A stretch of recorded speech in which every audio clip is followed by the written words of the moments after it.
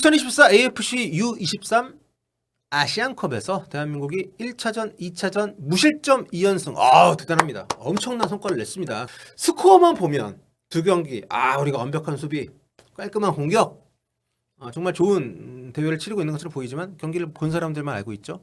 진짜 답답한 경기였고요. 지난 경기 때는 뭐 아랍에미리트가 대놓고 잠궈서 우리가 외곽에서 크로스에 의존하는 경기를 하면서 좀 답답하긴 했지만 그래도 후방에서 빌드업하는 과정이나 패스워크가 나름대로 잘 맞아 들어가고 큰 실수가 별로 없었기 때문에 좀 희망을 줬던 경기였는데, 오늘은 중국 상대로 우리 선수들의 어떤 정신적인 무장이 덜 된 느낌, 굉장히 구태의연한 표현이지만 그 표현 아니고서는 설명하기가 어렵습니다. 너무 집중력이 떨어져서 해서는 안 될 실수들이 굉장히 많이 나왔고요. 심지어 상대에게 결정적인 기회로 직결되는 실수들이 많이 나왔습니다. 그래서 상대 공격수들의 결정력이 너무 부족했기 때문에 우리가 위기를 넘길 수는 있었지만 정말 위험한 상황이 많았었고, 반면에 우리 이영준 선수는 정말 제한된 기회에서 두 골을 기회가 올 때마다 박아 넣으면서 우리에게 2대0 승리를 안겼습니다. 이영준 선수가 두 경기 3골, 엄청나죠. 그렇게 다만 중국은 우리에게는 굉장히 좀 다행스럽게도 중국의 결정력이 너무도 좋지 않았기 때문에 우리가 무실점을 했는데, 정말 무실점 할 만한 경기가 아니었다는 거. 조금만 수준이 높은 팀, 조금만 수준이 높은 공격수들을 보유한 팀이었다면 우리는 오늘 아마 승점 3점을 못 땄을 겁니다. 비기지 못했을 수도 있습니다. 흐름이라는 게 있기 때문에 우리가 경기력적으로 많이 밀렸어요. 믿을 수 없게도 중국에게 전반전 많은 시간, 후반 초반까지 경기력적으로 많이 밀렸음에도 불구하고 중국이 우리가 갖다 바친 그 기회들을 꼬박꼬박 먹질 못하면서 한 골도 못 넣기 때문에 그 덕분에 우리가 이긴 거지. 진짜 답답한 경기였습니다. 그 이유가 뭐냐? 일단 지금 여기 나와 있는 선수들의 이름은 이제 교체 멤버들입니다. 전체적으로 우리가 이제 지난 경기와 마찬가지로 4-2-3-1 포맷으로 나왔어요. 지금 이 선수들은 이제 교체된 선수들이기 때문에 약간 좀 다르지만 지금 이렇게 표시가 되어 있으니까 이걸로 제가 설명을 하겠습니다. 우리가 이제 후방에서부터 만들어 나오는 과정이 좋지 않았던 것. 결국 후반전에 들어와서는 우리가 이제 이강인 선수 들어가서 이렇게 그 쓰리백을 형성을 해주면서 여기서부터 빌드업을 하고 사이드 있는 선수들이 올라왔지만, 요렇게 가기 전에 우리가 포백을 유지를 하고 4-2-3-1 형태를 하면서 상대의 압박에 대응을 할 때 우리가 너무도 공가진 선수가 외로웠던 상황들이 많았습니다. 그러면서 상대에게 밀려서 뒤를 돌아가지고 패스를 하거나 아니면은 상대를 등지고 볼을 간수하려고 하다가 뺏기거나 아니면 뒤쪽 낮은 위치에서 옆으로 횡패스를 하다 뺏기거나 이런 상황들이 반복돼서 나왔단 말이에요.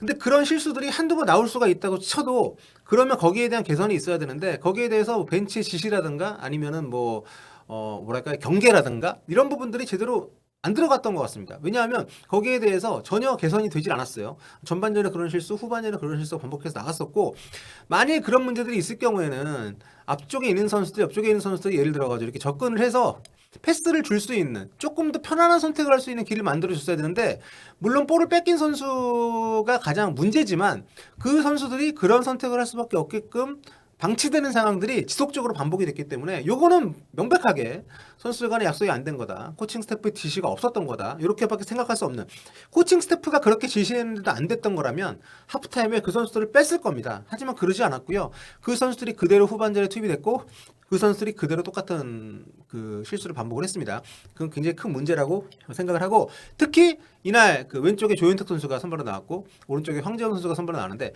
최근 현대 축구에서 그 감독의 전술적인 방향을 보려면 풀백들의 움직임을 봐야 되거든요. 근데 이 풀백들이 그냥 이렇게 오르내리는 상황만 계속 반복을 하고, 뭐 중앙으로 들어가는 장면들도 물론 있었습니다만, 중앙으로 들어갔을 때 이 선수의 움직임이 어떤 약속된, 풀백이 중앙으로 오늘 같은 경우 황재원 선수가 많이 들어갔죠. 왼쪽에 조현택이랑 이제 이렇게 움직이고 이렇게 들어갔을 때, 그렇다면 여기서 만약에 그 두 명의 센터백이 그 빌드업을 시작을 한다 하면 여기서 숫자를 늘려주면서 중앙에서 공격을 풀어나가려는 움직임을 시도를 했었어야 되는데, 그런 거 없이 결국에는 낮은 위치에서 볼을 잡았다가 그냥 사이드로 뻥뻥 때려주고 사이드에 올라가서 크로스 올리고 이런 식의 굉장히 식상한 패턴만 반복이 됐단 말이죠.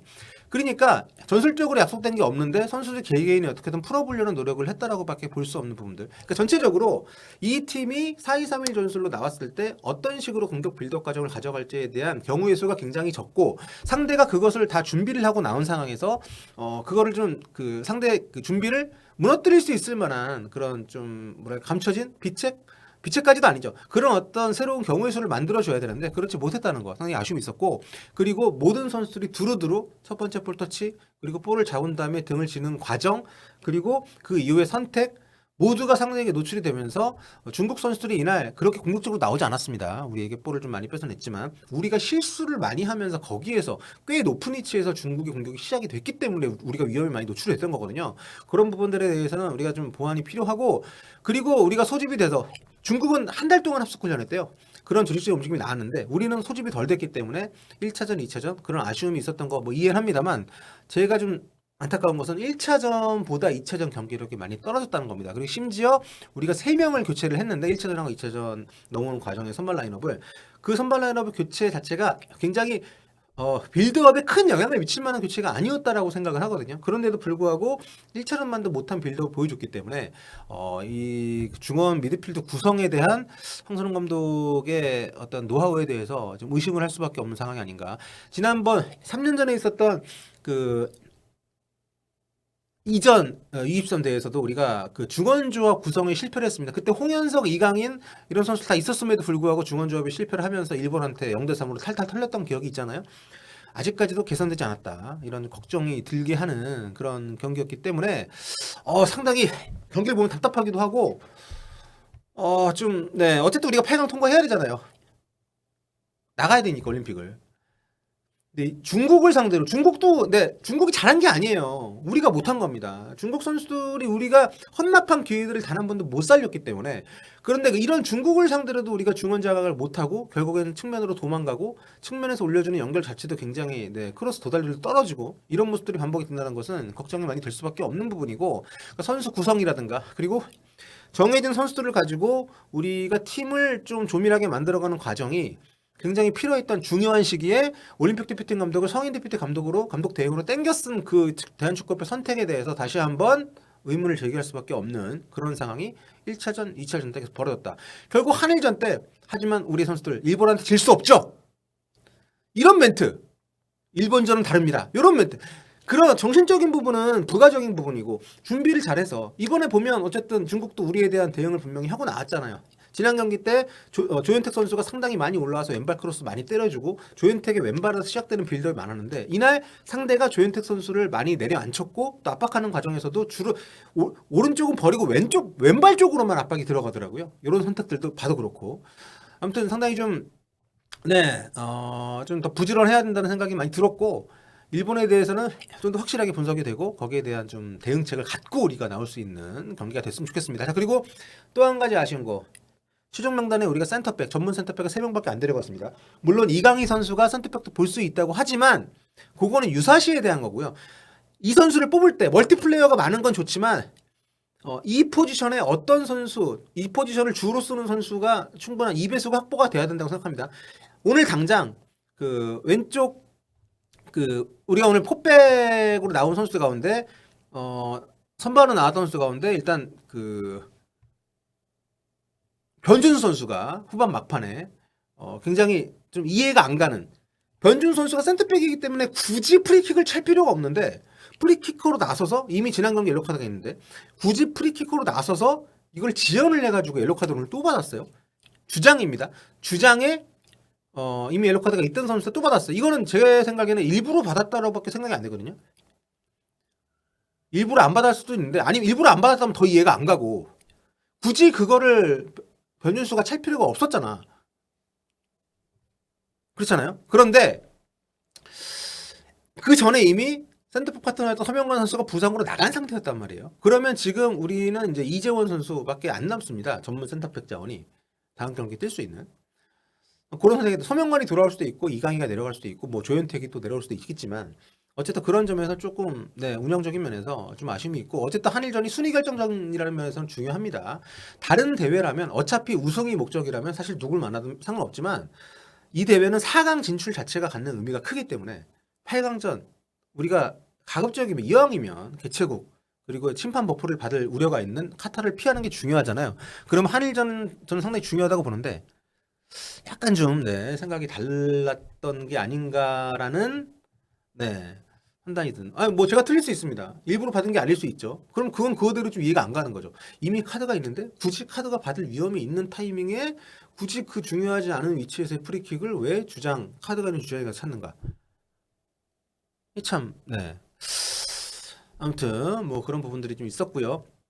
그리고 저는 중국이 준비를 많이 했다고 하는데 저는 좀 약간 이해가 안 가는 게 일본전 때도 그랬는데 오늘 또 중국의 이도류 12번에 위진용 골키퍼가 82분에 필드 플레이어로 교체 투입됐습니다. 신장이 2m예요. 뭐 선택할 수 있지만 지금 경기 지난 중일전 끝나고 나서도 그렇고 중국 감독 인터뷰 보니까 이게 우발적인 게 아니라 이 전술을 준비해 왔대요. 필드 플레이어를 한 명 더 그 쪼코로 쓰는 것이 아니고 골키퍼 3명 데리고 왔는데 그 중에 신장이 2m인 위진용 골키퍼를 막판에 쪼코로 이렇게 매 경기 쓸 걸로 계획을 해서 왔대요. 미친 거 아닙니까? 아니 그렇게 성공할 수도 있겠지만 그거는 요행수고 아니 필드 플레이어 그러면 필드 플레이어 공격수는 뭐가 되는 거냐고 그렇게 조커로 쓸 수 있는 공격수를 데리고 왔어야죠. 그러니까 중국 일이기 때문에 제가 뭐 열불낼 필요는 없지만 저는 좀 너무 이해가 안 가고 아 이거는 좀 제가 좀 네 이해가 안 가는 네, 그런 선택인데 아무튼 중국 잘 하시고요.